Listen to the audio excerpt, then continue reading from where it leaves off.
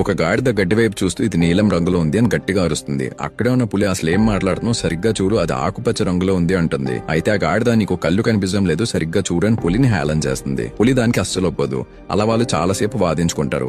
చివరికి రాజుగారి దగ్గరికి వెళ్లి తేల్చుకుందామని వాళ్ళు సింహం దగ్గరికి వెళ్తారు. సింహం చాలా గంభీరంగా వాళ్ళ వైపు చూస్తుంది. అప్పుడే గాడిద రాజుగారు ఈ గడ్డి నీలం రంగులో ఉంది అంటే ఈ పులి నమ్మడం లేదు, మీరైనా చెప్పండి అంటుంది. పులి గంభీరంగా అవును అంటుంది. వెంటనే గాడిద ఆనందంతో ఈ పులిని శిక్షించండి మహారాజా అంటుంది. సింహం వెంటనే పులి వైపు చూసి రేపటి నుండి సంవత్సరం పాటుగా నువ్వు నోరెత్తి మాట్లాడడానికి లేదు అని అంటుంది. ఈ మాట వినగానే గాడిద నేను గెలిచానంటూ పరిగెట్టుకుంటూ వెళ్లిపోతుంది. అప్పుడు పులి మహారాజా మీరు నాకు శిక్ష వేశారు, నేను దాన్ని భరిస్తాను, కానీ నిజంగా గడ్డి నీలం రంగులో ఉందా అని అడుగుతుంది. సింహం వెంటనే కాదు అంటుంది. పులి అప్పుడు మరి నాకు ఎందుకు శిక్ష వేశారు అని అడుగుతుంది. అప్పుడు సింహం నేను నీకు శిక్ష వేసింది గడ్డి రంగు కోసం కాదు, నీ సామర్థ్యత ఏంటో నీకు తెలిసి కూడా నువ్వు ఆ గాడితో వాదించినందుకు. నీకు కొన్ని విషయాలు చెప్తాను, జాగ్రత్తగా గుర్తుపెట్టుకో. మన దారిలో చాలా మంది సంబంధం లేకుండా మాట్లాడుతూ ఉంటారు. అలా వాళ్ళందరినీ పట్టించుకుంటూ వెళ్తే సమయం వృధా అవుతుంది. అలాగే ఏదైనా పని చేసేటప్పుడు నువ్వు అనుకున్నదే బలంగా నమ్ము. వేరే వాళ్ళ మాటల్లో పడి నువ్వు నీ నిర్ణయం మార్చుకోకు. వినకపోతే వదిలే, చివరిది దాన్ని వెళ్లి తినేసే. ఎందుకంటే మన చుట్టూ అలాంటి వాళ్ళు లేకపోవడమే మంచిది. అయితే సేమ్ ఒక బిజినెస్ స్టార్ట్ చేసేటప్పుడు చాలా మంది చాలా అంటారు, లైక్ ఇది వర్కౌట్ అవ్వదు ఆర్ అయినా కూడా కొన్ని రోజులు మాత్రమే ఉంటుంది అని. అప్పుడు మనం ఏం చేయాలో మీరే కామెంట్స్ లో చెప్పండి.